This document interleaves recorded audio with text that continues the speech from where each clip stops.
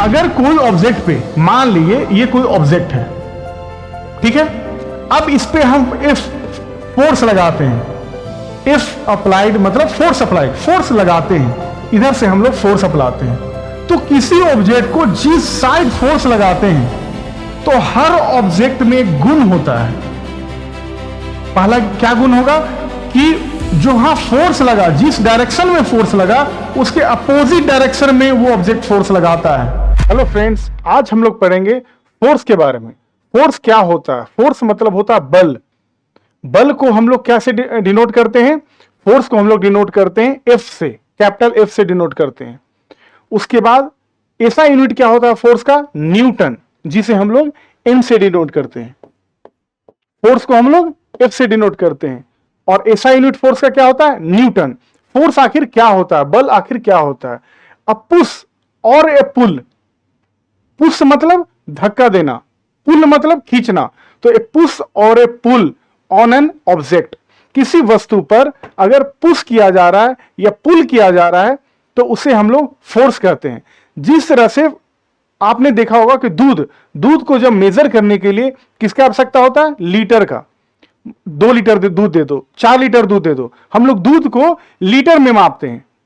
वजन जो नॉर्मल आलू लेते हैं, आलू लेते कि 1 केजी आलू दो, 2 केजी आलू दो या 5 केजी आलू दो, तो आलू का वजन किससे मापते हैं? हम लोग केजी से मापते हैं। उसी तरह फोर्स को अगर मापा जाता है तो फोर्स को किससे मापा जाता है? न्यूटन से। फोर्स को किससे मापा जाता है? तो न्यूटन से मापा जाता है। ठीक है, अब आते हैं कि फोर्स आखिर होता क्या है। तो किसी भी ऑब्जेक्ट पर अगर कोई आदमी धक्का लगा रहा है या खींच रहा है किसी भी ऑब्जेक्ट पर, तो उसे हम लोग फोर्स की तरह डिनोट करते हैं। अब आते हैं कि इसका 3 टाइप ऑफ इफेक्ट क्या होता है। फोर्स का 3 इफेक्ट क्या होता है।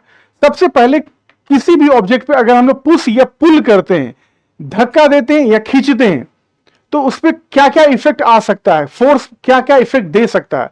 पहला, मान ले कोई बॉल आ रहा है या कोई ऑब्जेक्ट, मूविंग ऑब्जेक्ट आ रहा है, तो आप उसे कैच करके उसे रोक सकते हो।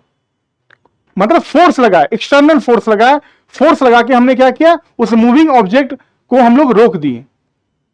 उसके बाद अगर कोई ऑब्जेक्ट इधर से उड़ता हुआ आ रहा है तो हमने उसका पुश कर दिया, डायरेक्शन चेंज कर दिया। या कोई मूविंग ऑब्जेक्ट आ रहा है, किसी भी एक्स डायरेक्शन से आ रहा है या इस डायरेक्शन से आ रहा है, तो हमने उसे फोर्स लगाकर दूसरे डायरेक्शन में शिफ्ट कर दिया। कोई ऑब्जेक्ट सपोज स्थिर है, स्टेशनरी रखा हुआ है, उसे हम लोग फोर्स लगाकर मूविंग में कर सकते हैं। स्प्रिंग को देखा होगा आपने, रबर को देखा होगा, वो मान लिया स्थिर रखा हुआ है रबर, उसे हम लोग प्रेस करते हैं। या कोई बॉल, फुटबॉल है, उसे हम लोग प्रेस करते हैं तो उसका हम लोग शेप एंड साइज चेंज कर देते हैं। या कोई लोहा का मेटल है, कोई भी लोहा का ऑब्जेक्ट है या एल्युमिनियम का ऑब्जेक्ट है, उसे हम लोग एक्सटर्नल फोर्स लगाकर उसे हथौड़ा से ठोक कर, पीट कर, उसे हम लोग उसका शेप चेंज कर देते हैं, उसका साइज चेंज कर देते हैं। तो आप बता सकते हो कि इफेक्ट ऑफ फोर्स क्या होगा। इफेक्ट ऑफ फोर्स में क्या होगा? It can change the speed of moving object. Suppose आप बॉल कोई फेंका, कोई क्रिकेटर बैट्समैन है, वो बॉल को मारा, फील्डर है वो उसको बॉल को कैच किया, मतलब उसका जो स्पीड है उसे कम कर दिया, स्लो कर दिया या उसे रोक दिया। तो या कोई बैट से बॉल आ रहा है, उसे हमने टच करके उसका हम लोग गति को भी चेंज कर सकते हैं। काफी स्पीड बॉल आया, उसे हम लोग धीरे से स्लो किए तो टच होकर दूसरे जगह चला गया, डायरेक्शन भी चेंज हो गया। प्लेयर, मान लिया कोई फुटबॉल आ रहा है, राइट डायरेक्शन से फुटबॉल आ रहा है, आपने उसे किक मारा, फोर्स लगाया, वो लेफ्ट में चला गया, गोल हो गया। तो आपके क्या होगा कि it can change the direction of motion of an object. इसका डायरेक्शन भी आप चेंज कर सकते हैं। ये आ रहा है आपका इफेक्ट ऑफ फोर्स में, कि फोर्स जब लगा रहे हैं, फोर्स क्या था? ए पुश और ए पुल। फोर्स लगा रहे हैं तो उसका इफेक्ट क्या क्या हो सकता है। अब देखिए, it can change the shape and size of an object. Spring है, रबर है, या कोई भी मेटल ही क्यों ना, एल्युमिनियम, उसे एक्सटर्नल फोर्स लगाकर, उसे हथौड़ा से मारकर, पीट कर, उसे उसका साइज हम लोग चेंज कर देते हैं। तो आप इफेक्ट ऑफ फोर्स अगर क्वेश्चन आएगा, 2 मार्क्स का क्वेश्चन आएगा, उस पर आप क्या क्या लिख सकते हैं? पहला कि कोई भी मूविंग ऑब्जेक्ट है उसका हम लोग स्पीड को कम कर सकते हैं या स्पीड को हम बढ़ा सकते हैं। दूसरा क्या होगा? दूसरा यह होगा कि कोई भी मूविंग ऑब्जेक्ट है उसका हम लोग डायरेक्शन चेंज कर सकते हैं, या कोई भी ऑब्जेक्ट है उसका हम लोग डायरेक्शन चेंज कर सकते हैं। कैसे? With the help of force. Third one क्या होगा कि हम लोग एक्सटर्नल फोर्स लगाकर, इफेक्ट ऑफ फोर्स के कारण एक्सटर्नल फोर्स लगाकर या फोर्स लगाकर उसका हम लोग shape and size of the object को चेंज कर सकते हैं। कोई भी ऑब्जेक्ट, मान लीजिए ये एसी का रिमोट है, इसे हम लोग जोर से मारे, तोड़ दिए, तो इस पर फोर्स लगाए, टूट गया, इसका साइज चेंज हो गया। कोई बॉल है, इतना बड़ा, काफी बड़ा बॉल है, उसे हम लोग प्रेस किए, उसका शेप एंड साइज चेंज हो गया। स्प्रिंग है, उसे हम लोग प्रेस किए, उसका शेप एंड साइज चेंज हो गया। तो इफेक्ट ऑफ फोर्स में ये 3 पॉइंट हमेशा आप याद रखिएगा, ठीक है। एग्जांपल देखिए, bat hitting a ball change its speed and direction, और squeezing a lemon change its shape. नींबू को निचोड़ते हैं, मान लीजिए आप शरबत बना रहे, उसके लिए आपको नींबू को काटकर उसे निचोड़ना होगा, स्क्यूज करना होगा।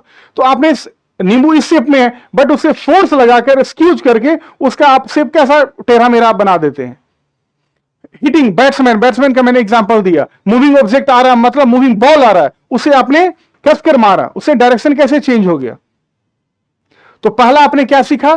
फोर्स क्या होता है, ए पुश और ए पुल, पहला। दूसरा, एसआई यूनिट क्या हुआ? न्यूटन एसआई यूनिट हुआ। इफेक्ट ऑफ फोर्स में क्या आपने पढ़ा?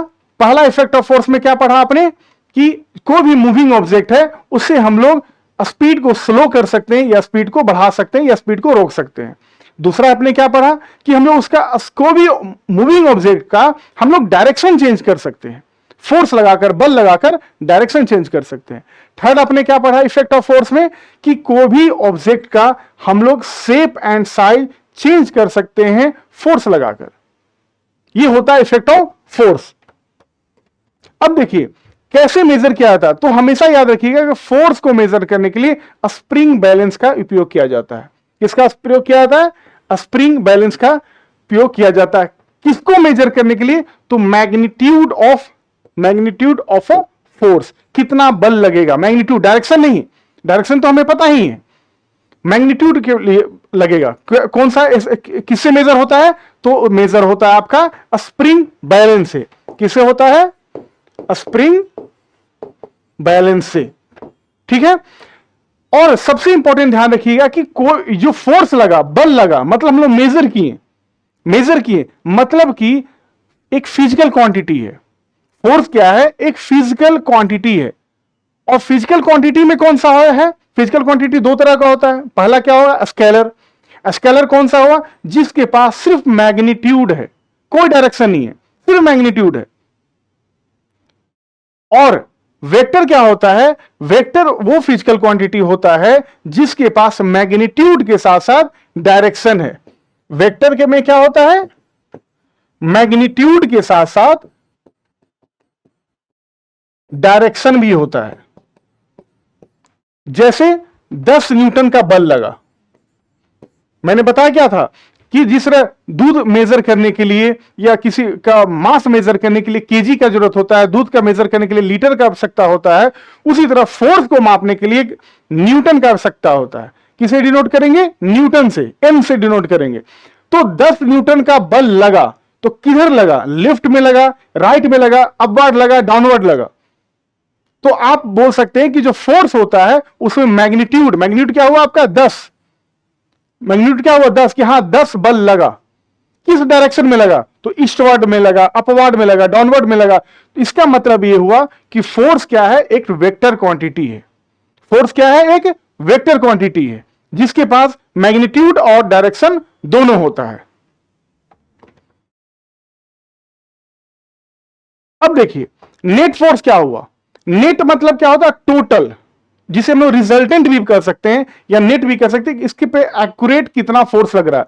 मान लिया कोई एक ऑब्जेक्ट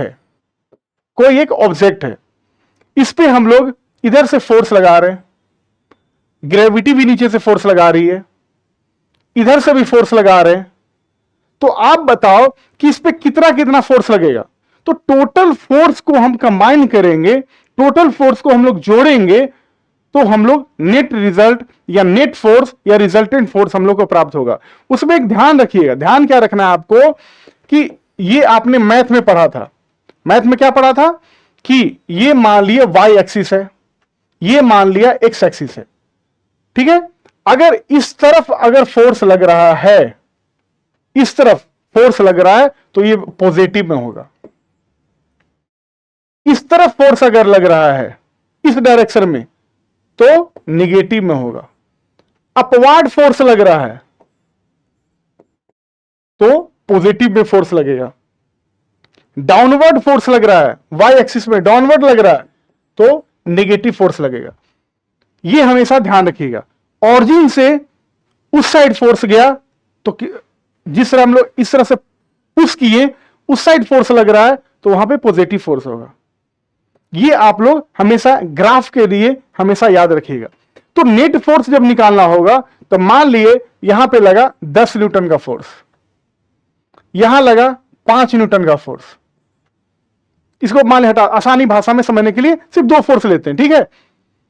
इधर इस साइड में क्या फोर्स लगा, 10 न्यूटन का फोर्स लगा। तो हम लोग क्या देख रहे हैं कि इस साइड मींस पॉजिटिव फोर्स लगा, पॉजिटिव इसे डिनोट करेंगे तो हम लोग लिखेंगे 10 न्यूटन का फोर्स लगा। अब इस अपोजिट डायरेक्शन में इधर क्या लगा, 5 न्यूटन का फोर्स लगा, मतलब -5 न्यूटन का फोर्स लगा। तो नेट फोर्स मतलब टोटल फोर्स यहां पे कितना होगा या नेट फोर्स कितना होगा, 10 में से 5 गया 5 न्यूटन। तो इस ऑब्जेक्ट पे नेट फोर्स क्या हुआ, 5 न्यूटन का फोर्स लगा। आप समझ गए कि नेट फोर्स क्या होता है। Real object rarely feel just one force. बहुत संयोग बस ऐसा होता है कि कोई ऑब्जेक्ट पे सिर्फ एक ही फोर्स लगता है, क्योंकि कोई भी ऑब्जेक्ट मूव कर रहा हो या स्टेशनरी हो उस पर एक से अधिक फोर्स जनरली लगता है।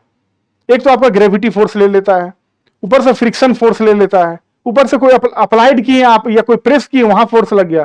तो बहुत कम जगह देखा गया है कि एक ऑब्जेक्ट पर सिर्फ एक ही तरह का फोर्स लगता है।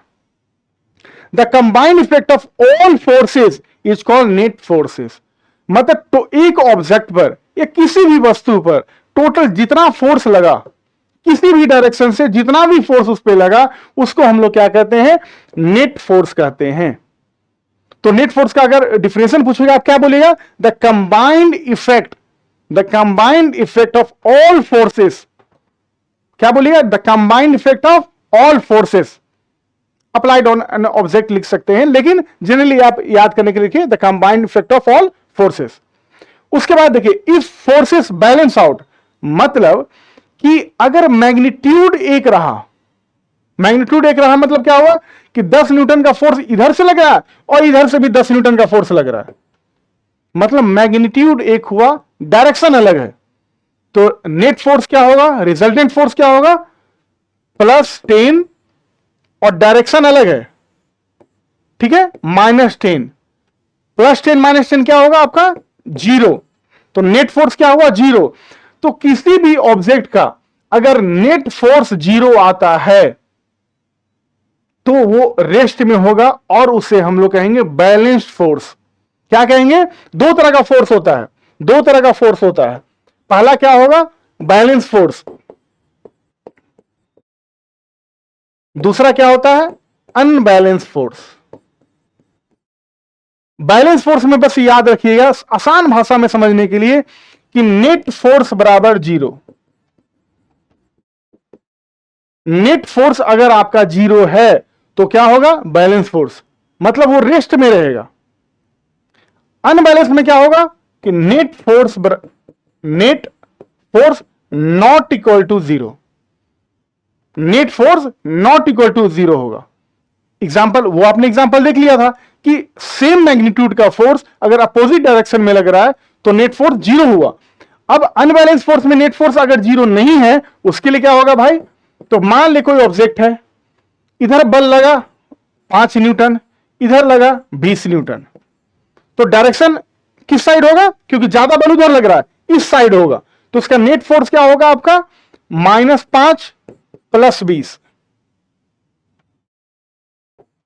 क्या था, इधर प्लस इधर माइनस तो इधर क्या होगा कि ये माइनस, ये प्लस हुआ, प्लस और ये माइनस हुआ, तो यहां प्लस और माइनस बराबर -15 न्यूटन का फोर्स लगेगा, मतलब अपोजिट में जाएगा। ठीक है, ये हमेशा ऑरिजिन हमेशा याद रखिएगा, ये हमेशा ग्राफ याद रखिएगा, ये हमेशा ग्राफ याद रखिएगा कि इधर जाता है, काफी कंफ्यूजन इसमें होता है, इस साइड जा रहा है तो पॉजिटिव, इस साइड जा रहा है अपोजिट में निगेटिव, अपवर्ड जा रहा है पॉजिटिव, डाउनवर्ड जा रहा है निगेटिव। ये हमेशा ध्यान रखिएगा, इसमें सब सिर्फ कंफ्यूजन ही कंफ्यूजन होता है। रिजल्टेंट फोर्स निकालना होगा, नेट फोर्स निकालना होगा, तो आप आसानी से पहले ही ग्राफ बना लीजिए। ग्राफ बनाने के बाद जो भी मैग्नीट्यूड लिखा हुआ उसको आप कॉपी कर लीजिए और नेट फोर्स आप निकाल लीजिए। तो बैलेंस फोर्स में क्या हुआ, बैलेंस फोर्स में क्या हुआ कि वो रेस्ट पे रहेगा। क्यों रेस्ट पे रहेगा? कि उसका नेट फोर्स बराबर 0 आ गया। तो नेट फोर्स अगर 0 आ गया तो ऑटोमेटिक वो रेस्ट पे है। ठीक है, और अनबैलेंस फोर्स में क्या हुआ कि नेट फोर्स उसका 0 नहीं है, मतलब वो किसी न किसी डायरेक्शन में मूव करेगा, और डायरेक्शन में मूव करेगा मतलब उसका कुछ वेलोसिटी होगा, और वेलोसिटी होगा तो उसका एक्सीलरेशन होगा, है ना, और उसका 0 है तो उसका कुछ होगा ही नहीं।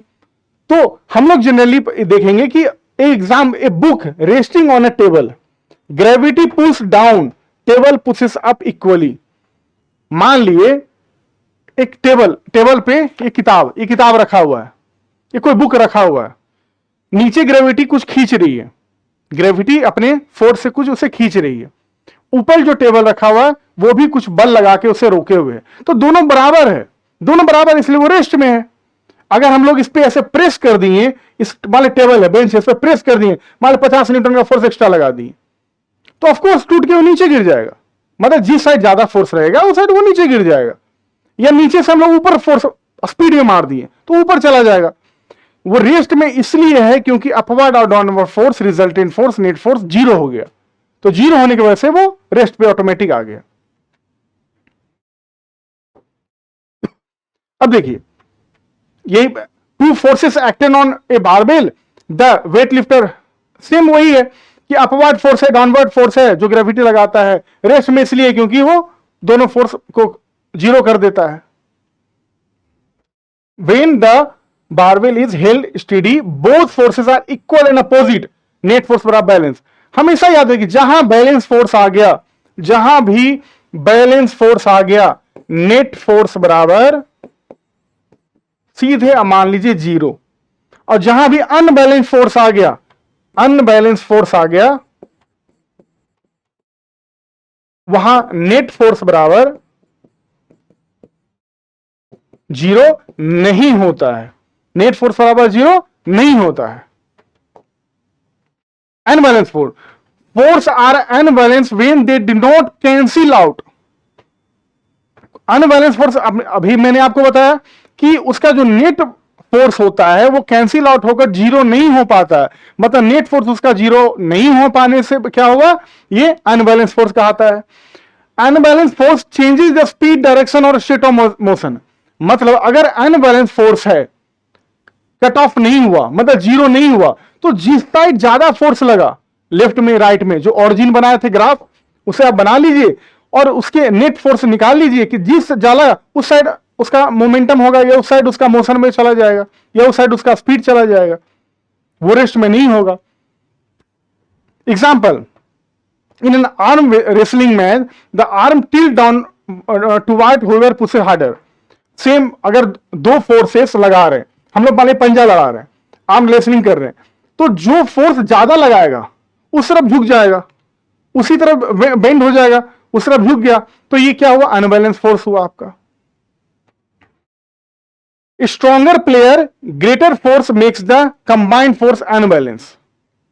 क्योंकि वो मजबूत था, बराबर फोर्स नहीं लगा पाया, मजबूत था, इसलिए वो एक्स्ट्रा फोर्स लगाकर उसको अनबैलेंस फोर्स को जन्म दिया, या अनबैलेंस फोर्स उसी को कहते हैं। तो आपने बैलेंस फोर्स समझ गया, अनबैलेंस फोर्स समझ लिया, नेट फोर्स क्या होता है वो समझ गए। ठीक है, अब आगे हम लोग बढ़ते हैं। ठीक है, लार्जर फोर्स लगाया, वो लार्जर फोर्स ज्यादा लगा, स्मॉलर फोर्स कम लगा, the force exerted by R and S are not balance. Arm wrestling के लिए। ऑफ कोर्स एक आदमी अगर किसी को हरा देता है तो ये मजबूत था, स्ट्रॉन्गर मन था, इसे हरा दिया तो हराया, ज्यादा फोर्स लगाया तो उस तरफ उसका मोशन भी हो गया, उस तरफ उसका मोशन भी ज्यादा हुआ क्योंकि ज्यादा फोर्स लगाया था। ये हुआ अनबैलेंस। एग्जाम्पल दिया आपका रेसलिंग का। अब देखिए फ्रिक्शन क्या होता है। फोर्स में फ्रिक्शन भी एक तरह का फोर्स है, बट होता क्या है कि अगर कोई ऑब्जेक्ट पे, मान लीजिए ये कोई ऑब्जेक्ट है, ठीक है, अब इस पे हम इफ फोर्स लगाते हैं, इफ अप्लाइड मतलब फोर्स अप्लाइड, फोर्स लगाते हैं, इधर से हम लोग फोर्स अप्लाते हैं, तो किसी ऑब्जेक्ट को जिस साइड फोर्स लगाते हैं तो हर ऑब्जेक्ट में गुण होता है। पहला क्या गुण होगा कि जो वहां फोर्स लगा, जिस डायरेक्शन में फोर्स लगा उसके अपोजिट डायरेक्शन में वो ऑब्जेक्ट फोर्स लगाता है। किससे? ग्राउंड के मदद से।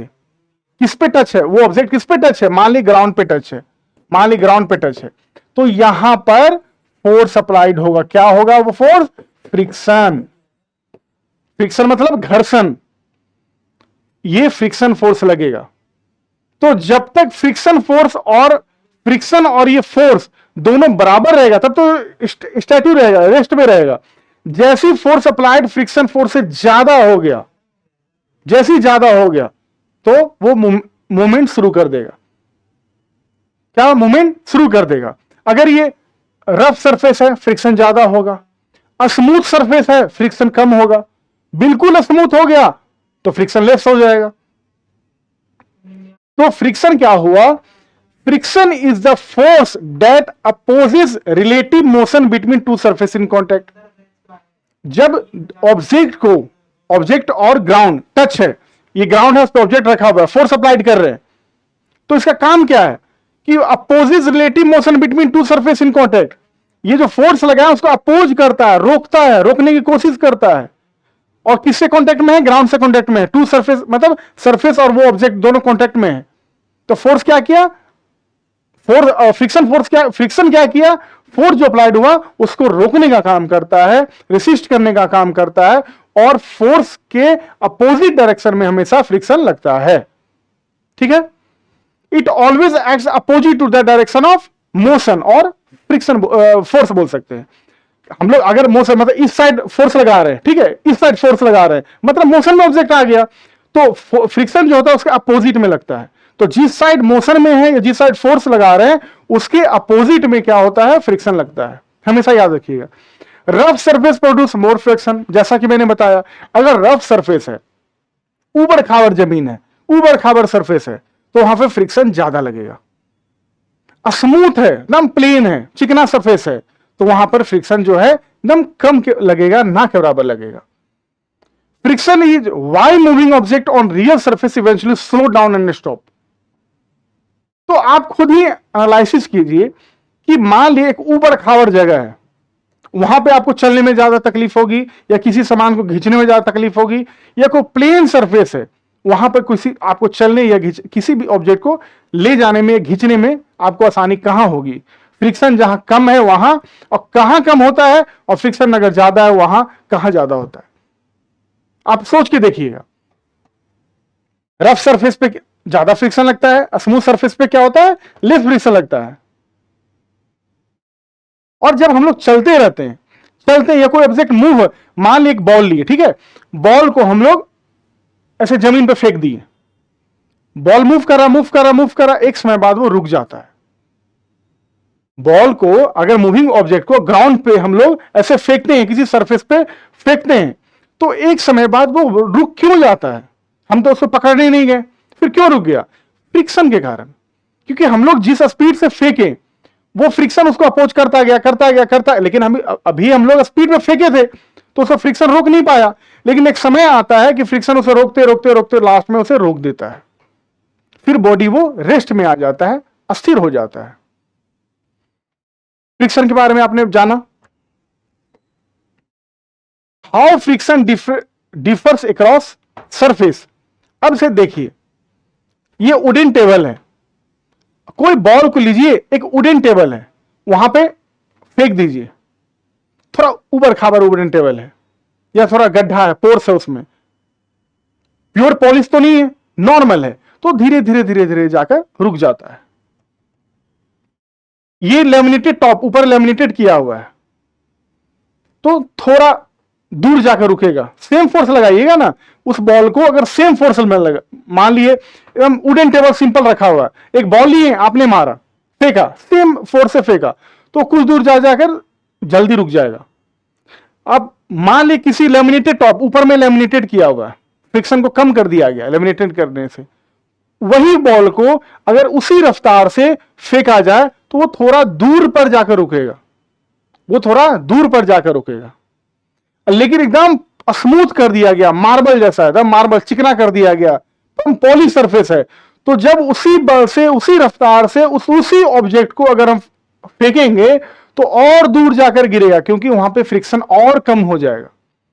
तो फ्रिक्शन के लिए सरफेस अनिवार्य है, और जहां फोर्स लगेगा, जिस डायरेक्शन में मोशन होता रहेगा, आगे बढ़ता रहेगा, उसी के अपोजिट में क्या होगा, फ्रिक्शन आपका लगेगा। ठीक है, measuring friction with spring balance. Force, कोई भी फोर्स को हम लोग किससे मापते हैं, स्प्रिंग बैलेंस से मापते हैं।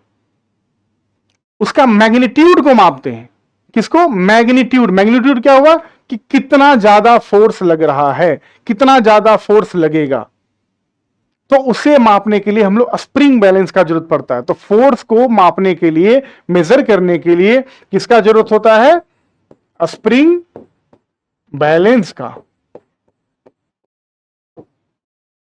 अब इस टॉपिक के बाद हम लोग पढ़ेंगे न्यूटन कि न्यूटन भाई साहब ने 3 मोशन दिया था, 3 लॉ दिया था।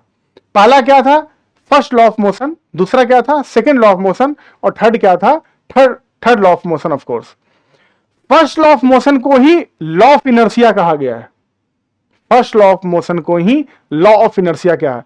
तो हम लोग नेक्स्ट वीडियो में पढ़ेंगे तीनों टाइप के मोशन को, तीनों लॉ को अच्छे से हम लोग विस्तार से समझने की कोशिश करें।